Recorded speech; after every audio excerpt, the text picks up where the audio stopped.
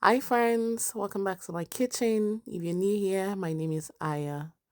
Come with me as I make this delicious fish sauce. It is so tasty and nice. I paired this with my boiled yam and it just reminded me of my growing up days in Ado Ekiti, and yam is just like an everyday affair for us. To make this recipe, I'll be needing my fish, I'll be needing my pepper mix, some onions, green pepper to spice and garnish, and Maggi salt to taste. In a hot oil, I've put my onions and I'll allow the onions to fry a little before adding my pepper mix. For the pepper mix, I use long sweet pepper, I use scotch bonnet, a little bit of tomato and red bell pepper and some green bell pepper just to give it some color and nice taste.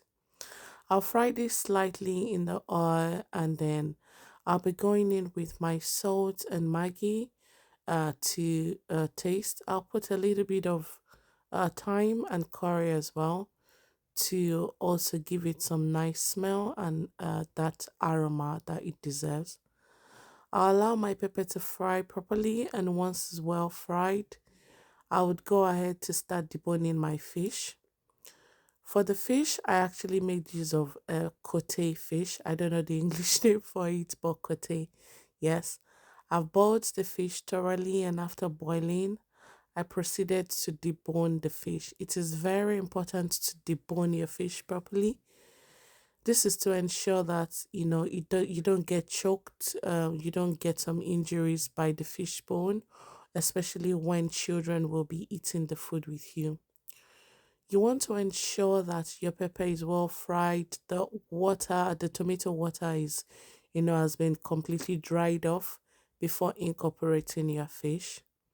For this specific recipe, I'll be needing more oil because I also want to use this sauce to eat rice. Have you tried it with rice before, or is it just yam? So I'll be needing it for rice, for bread. Very versatile sauce. And once I finish deboning, I'm going to add my fish into the sauce and thoroughly mix well. Are you a lover of onion? To further garnish this sauce, I'll be putting some sliced onion and green pepper. It gives it color, it makes it so tasty, and gives it a fantastic smell.